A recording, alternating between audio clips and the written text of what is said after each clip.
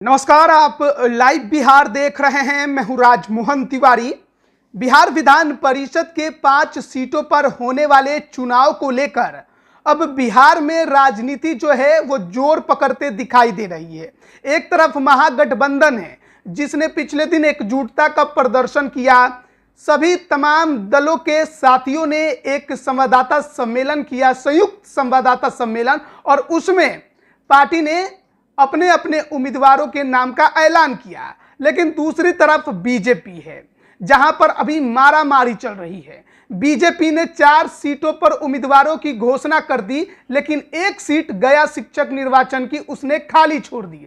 अब चर्चा ये चलने लगी कि यह सीट पशुपति कुमार पारस गुट के लिए बीजेपी की तरफ से छोड़ा गया है। उसके बाद से ही चिराग पासवान की प्रतिक्रिया लेने की कोशिश की गई कि आखिरकार उनकी पार्टी क्या करने वाली है, क्योंकि वो भी तो लगातार बीजेपी को ही समर्थन देते आ रहे हैं। अब हम आपको बताने जा रहे हैं कि इस गया शिक्षक निर्वाचन सीट को लेकर एनडीए के अंदर मारामारी शुरू हो गई है। जी हाँ, हम मारामारी इसलिए कह रहे हैं क्योंकि जो सीट बीजेपी ने अभी छोड़ी है, यानी उस सीट पर उम्मीदवार नहीं उतारा है, उस सीट पर एक तरफ पशुपति कुमार पारस के उम्मीदवार दावेदारी पेश कर रहे हैं डीएन सिन्हा, लेकिन लोजपा रामविलास यानी चिराग पासवान की पार्टी ने भी बीजेपी को चेतावनी दे दी है कि अगर पशुपति पारस के पार्टी से किसी को भी उम्मीदवार बनाया गया तब फिर लोजपा रामविलास भी उस सीट पर उम्मीदवार उतारेगी।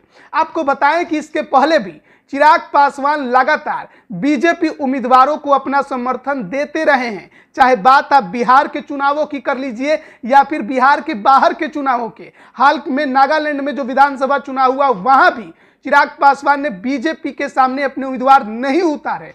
लेकिन बात जहां एनडीए की होती है और उसमें बीजेपी सहयोगियों की बात होती है तो चिराग पासवान अपने उम्मीदवार उतार देते हैं। और अब यही खेल बिहार विधान परिषद के 5 सीटों की लड़ाई में भी देखने को मिल रहा है।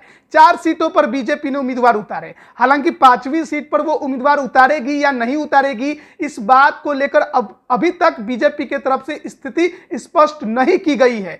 क्या वो रालोजपा के लिए सीट छोड़ी गई है या फिर किसी और कारण से अभी तक उस पर उम्मीदवार की घोषणा नहीं हुई है। इन तमाम मुद्दों पर अभी बीजेपी ने चुप्पी साधी हुई है, कुछ भी नहीं कहा है।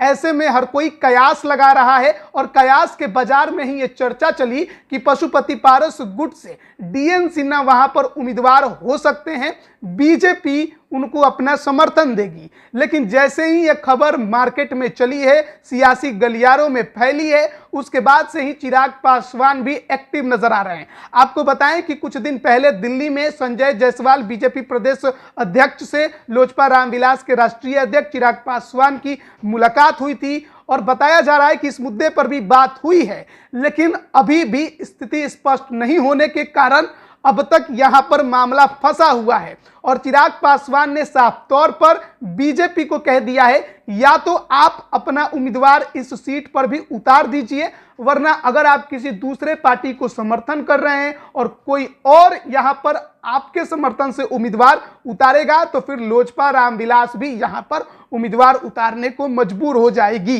यानी कि इस गया शिक्षक निर्वाचन सीट को लेकर अभी एनडीए के अंदर काफी ज्यादा खलबली देखने को मिल रही है। अब देखना बड़ा दिलचस्प होगा कि आखिरकार किसके पाले में यह सीट जाती है। क्या बीजेपी ही उम्मीदवार उतारेगी या फिर डीएन सिन्हा जो अभी पशुपति पारस गुट में है वो उनका साथ छोड़कर बीजेपी में शामिल हो जाए और बीजेपी उनको टिकट दे दे, या फिर कुछ नया होगा, यानी बीजेपी पशुपति पारस को समर्थन दे दे, डीएन सिन्हा को उम्मीदवार बना दिया जाए एनडीए से। लेकिन फिर समस्या यह है कि चिराग पासवान ने तो चेतावनी दे दी है कि अगर दूसरा कोई उम्मीदवार उतारता है तो फिर लोजपा रामविलास भी यहां पर अपने कैंडिडेट को खड़ा करेगी। यानी एक सीट को लेकर अभी एनडीए के अंदर काफी ज्यादा मारामारी देखने को मिल रही है और देखना बड़ा दिलचस्प है कि आखिरकार आगे जो इसके परिणाम हैं वो क्या होते हैं, यानी किसके खाते में यह सीट जाती है, कौन एनडीए से उम्मीदवार बनता है। 13 मार्च तक ही नामांकन की आखिरी तारीख है, तो ज़्यादा दिन बचे भी नहीं है। 31 मार्च को वोटिंग है, 5 अप्रैल को इसका परिणाम भी आना है। महागठबंधन ने 5 सीटों पर अपने उम्मीदवार उतार दिए हैं। 3 सीट जेडीयू लड़ रही है, 1 सीट पर आरजेडी लड़ रही है और 1 सीट पर सीपीआई लड़ रही है। लेकिन समस्या अभी भी एनडीए के अंदर गया शिक्षक निर्वाचन सीट को लेकर बनी हुई है। बने रहिए लाइव बिहार के साथ। आप सभी का बहुत बहुत धन्यवाद। लाइव बिहार यूट्यूब पर सब्सक्राइब और फेसबुक पर लाइक जरूर करें।